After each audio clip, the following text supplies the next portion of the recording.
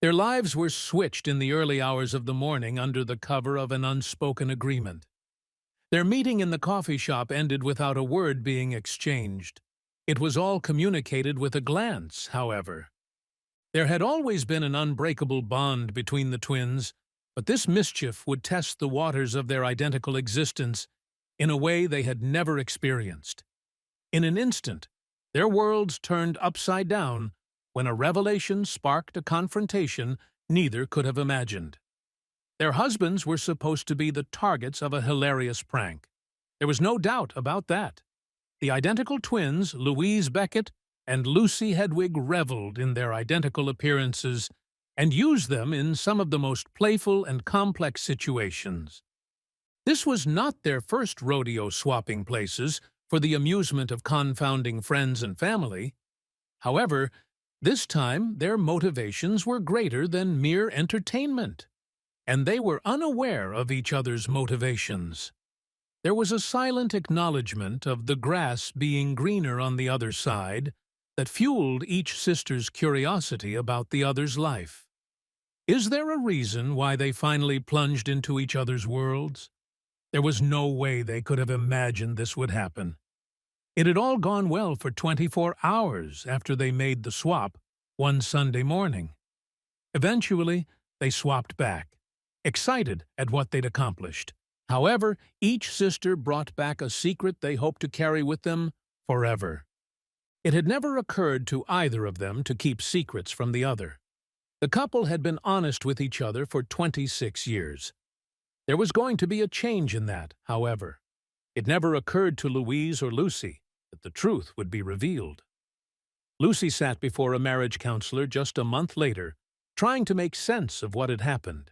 A confession and the accompanying image had been sent to her via text message by her sister. There was a picture of a pregnancy test that showed a positive result. The first time Lucy saw it, she was unable to breathe. After what Louise had done during their prank, she thought she was on to her. She still rushed to the store for a pregnancy test, despite taking the necessary precautions. She took it, and her world came crashing down. For as long as anyone can remember, Louise and Lucy of Paducah, Kentucky, have been the architects of confusion and laughter. As they grew up, it wasn't just their physical similarities that bewitched friends, family, and unsuspecting teachers, but also their pranks. From pigtail-pulling toddlers to elegant married women, these escapades were their signature, a blend of mischief and sibling synergy that never aged. At the age of 26, the twins decided it was time for their magnum opus, swapping lives to confuse their husbands.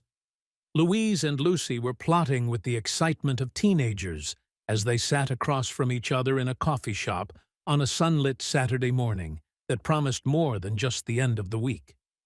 In the early morning murmur of early risers and the hum of coffee machines, they giggled over lattes. Rather than being a prank, this was an adventure into each other's worlds, a chance to experience each other's lives. With a conspiratorial wink, they exchanged car keys, setting the stage for an unpredictable day. With a mixture of anticipation and anxiety, Lucy drove to Louise's house in the role of her sister. As compared to Louise's free-spirited freelance lifestyle, her corporate life was governed by schedules and deadlines. Her corporate life would be over, and she would be Louise again. Because of her career path choice, she longed for a time without worries. There would be no better day than today. This thought led her into a day of leisure and creativity, a refreshing respite from her daily routine. Upon entering her sister's house, Lucy was dressed in the same outfit as her sister. Trying to play the role convincingly, she surprised Greg, Louise's husband, with breakfast. However, she was unaware that Louise had become less fond of the kitchen in recent years. She rushed in, unaware of this crucial fact, eager to turn it into a stage. The surprise Greg felt when he walked through the door was palpable, and her husband was flipping pancakes, while his wife, notorious for her dislike of cooking, watched. Lucy fumbled for an explanation as her mind raced. The situation teetered on the edge of comedy. When Greg appeared, Lucy was caught off guard. Nevertheless, it wasn't because her sister failed to inform her that she no longer enjoyed cooking. In fact, he was barely clothed and wearing only a low-slung towel after taking a shower. As Lucy turned around to mask her reddened face, a sudden flutter of attraction erupted within her. Her brother-in-law had never been the subject of such thoughts. Greg had always been just her brother-in-law. In the midst of tension and unspoken questions, Lucy panicked and confused, and retreated under the guise of needing time alone. She found herself ensnared in a web of forbidden thoughts throughout the day. Greg's presence had once been benign, but now it triggered a flood of emotions she was unable to control, much less understand. Even though she knew Greg was in good shape, she hadn't really seen him in this light. A lump formed in her throat as her shallow breaths became more frequent. There was a sense of tension in every interaction with him, every glance a secret conversation. While Louise's casual check-in texts received responses painted in normalcy, Lucy struggled beneath the veneer of normalcy. Throughout the day, she managed to keep everything in control. She kept reminding herself that this was the love of her sister's life. There was no way she'd betray Louise like this.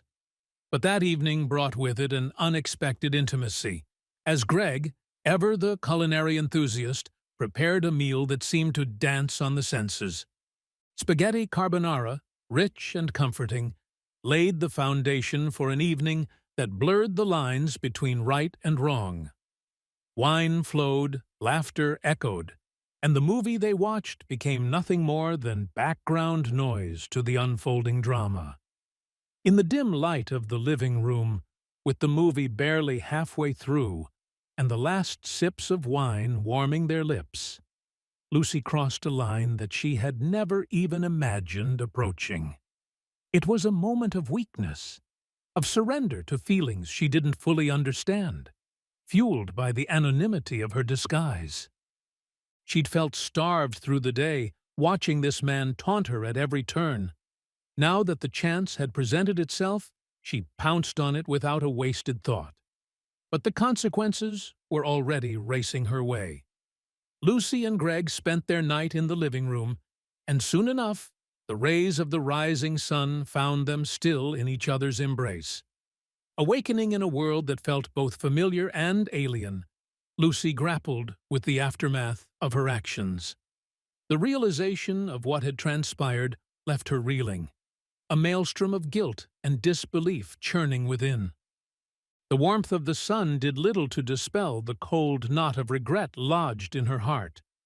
She had ventured into a fantasy only to collide with a reality that threatened the very fabric of her relationship with her sister.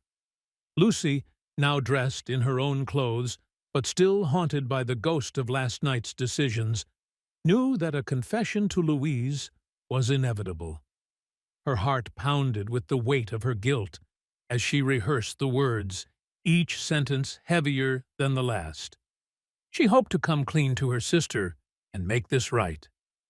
But when the moment came, standing across from her sister in the very coffee shop where their grand scheme had taken root, Lucy found herself unable to speak the truth. Lucy had walked into the coffee shop, ready to come clean. But Louise had bombarded her with joy and happiness, an exhilaration Lucy had never seen before. Louise's happiness and her talks of a wonderful experience playing Lucy shattered any resolve she might have had. Each laugh, each joyful recounting from Louise acted as a reminder of the betrayal Lucy had committed. This betrayal sat with its head held high, watching silently between them. It fueled Lucy's guilt, which cemented her lips shut and buried her confession under layers of fear and shame. Despite Lucy's best efforts to maintain a facade of normalcy, Louise's intuition sensed a shift. The twins shared more than just their looks. They were connected in a way that transcended physical similarities, a bond that now transmitted signals of distress. Louise's jovial mood gradually gave way to concern, her eyes narrowing as she picked up on the subtle hesitations in Lucy's voice, the slight avoidance in her gaze. But Louise, with her heart as big as her capacity for mischief, chose to believe that her sister's side had gone as well as hers. She pushed aside her doubts, attributing the change to the stress of their daily lives rather than the unfathomable thought of betrayal. As the hours turned into days, the ripple effects of that fateful night began to manifest in ways Lucy hadn't anticipated. As soon as she got home and hugged her husband, Martin, her body flared with more guilt. She'd not only betrayed her twin sister, but the man she'd sworn to be faithful to. She excused herself and hurried to the bathroom, where she spent an hour crying in the shower, trying to scrub off the sin that had now made itself a part of her being. But things were about to go from bad to worse. That same evening, Louise called her, asking if Lucy had something she wanted to share. But Lucy assured her she had nothing to say. But she could tell that her sister was onto her. She was still trying to figure it all out when Martin came home a week later, wrapping his arms around Lucy and thanking her for a supposed visit to his office to relieve his stress. Martin's words cut deep as Lucy knew exactly what it meant. Her sister had figured out what she'd done and was getting back at her. Louise continued with her antics because Martin would come home glowing each evening. His newfound affection and gratitude for the supposed visits to his office unsettled Lucy, each expression of thanks a dagger to her conscience. With each passing day, the facade of normalcy she fought to maintain crumbled bit by bit. The house she once considered a sanctuary now felt like a prison of her own making, each corner a reminder of the secret she harbored. Her interactions with Martin became a dance of avoidance and forced smiles, her guilt a chasm widening between them with every passing moment. Lucy found herself between a rock and a hard place. But she couldn't let Louise continue with her antics. She picked up the phone and called her, hoping to put this matter to rest. For a week, Louise had been visiting Martin at work. Lucy was tired of it. But when she called Louise, the call went straight to voicemail.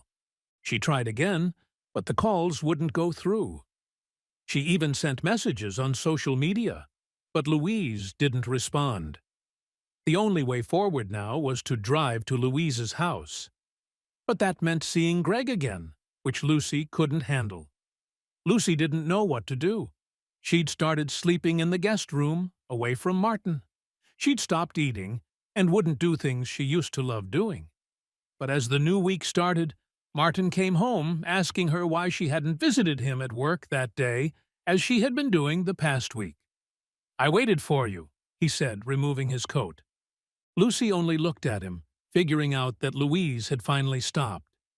For the first time that week, she breathed a sigh of relief. But the peace wouldn't last long. On Tuesday, exactly 9 days after Louise and Lucy's prank, Lucy Beckett received a heart-wrenching text message from her twin sister. "I missed my period this morning," the text read. "We need to talk now." Accompanying it was an image attachment, which Lucy opened immediately. Her breath hitched as she realized what she was looking at. "No," she whispered as tears flooded her eyes. "No, no, no! This can't be happening." Louise was pregnant. Lucy gagged as she read the message. She read it repeatedly, her eyes stinging. Martin was the child's father. Louise was sure of it. Lucy called her immediately, and this time Louise picked her up. As Lucy heard Louise's trembling voice on the other end, the weight of their actions crashed down upon her with a force she had never felt before. "Louise, I don't know what to say," Lucy stammered, her voice quivering with a blend of horror and despair. Louise, usually so confident and vibrant, sounded defeated, her voice a mere whisper. "Lucy, we have to tell them. We can't keep this hidden any longer. Our secret has gone too far, and now there's no turning back," Louise said, her voice laced with a mix of determination and desperation. After a long, painful conversation, Lucy hung up the phone, her hands trembling uncontrollably. She knew she had to face the truth, no matter how much it hurt. She decided to take a pregnancy test herself, hoping against hope that she wasn't in the same boat as her sister. But deep down, she feared the worst. Lucy drove to the nearest pharmacy, her mind a whirlwind of guilt, shame, and dread. She purchased a pregnancy test and drove to a secluded spot by the river, where she could be alone with her thoughts. With trembling hands, she took the test, her heart pounding in her chest as she waited for the results. Minutes felt like hours as Lucy stared at the test, the two lines confirming her worst fears. She was pregnant, and Greg was the father. A guttural cry escaped her lips as the reality of her situation sunk in. She sank to her knees, the weight of her actions pressing down on her like a ton of bricks. Lucy knew she had to tell Martin the truth, no matter how much it would shatter their marriage. She couldn't live with the guilt any longer, and she couldn't bring a child into the world under such deceitful circumstances. She drove home, her heart heavy with dread, and found Martin waiting for her, his face a mask of confusion and concern. "Martin, we need to talk," Lucy began, her voice choking with tears. "I'm pregnant, and it's not yours." The room seemed to spin as Martin processed her words, his face turning pale with shock and disbelief. The silence was deafening as Lucy waited for his response, her heart pounding in her chest. Martin's eyes filled with tears as the reality of Lucy's confession sank in. The betrayal was too deep, too profound to be forgiven or forgotten. Martin left the room without a word, leaving Lucy alone with her guilt and remorse. Realizing that they could no longer keep their secret, Lucy called Louise to share the devastating news. Louise, already burdened with her own pregnancy and the guilt of her actions, agreed to meet with Lucy to discuss how to come clean to their husbands. The twins met at their favorite coffee shop, the place where their grand scheme had begun, and sat in silence for a moment, the weight of their shared secret hanging heavily between them. "We have to tell them, Lucy," Louise said, her voice filled with resignation. "We can't continue living this lie. Our marriages may be over, but we owe it to our husbands and ourselves to be honest." Lucy nodded, her eyes filled with tears. "I know, Louise. I'm so sorry for everything. I never intended for any of this to happen." The twins agreed to meet with their husbands that evening to confess their infidelities and face the consequences of their actions. That evening, Lucy and Louise met with their husbands and confessed everything, the truth spilling out in a torrent of tears, anger, and disbelief. Both marriages ended that night, shattered by betrayal and deceit, leaving Lucy and Louise to pick up the pieces of their shattered lives alone. Devastated by the loss of their marriages and the pain they had caused their loved ones, Lucy and Louise vowed to support each other as they faced the consequences of their actions. They moved in together, finding strength in their shared guilt and remorse, and began the painful process of rebuilding their lives. Though their relationship was strained by the weight of their shared secret, the twins found solace in each other's company, determined to learn from their mistakes and find a way to move forward. As the days turned into weeks, Lucy and Louise sought counseling to help them process their guilt and grief, learning to forgive themselves and each other for the mistakes of their past. Though the road to redemption was long and fraught with pain, Lucy and Louise eventually found a way to heal and rebuild their lives. They both gave birth to healthy babies, raising them with love and integrity. determined to break the cycle of deceit and betrayal that had torn their families apart. Though they never regained the closeness they once shared, Lucy and Louise remained committed to supporting each other as they navigated the challenges of single motherhood, finding strength in their shared experience and the bond that had always united them.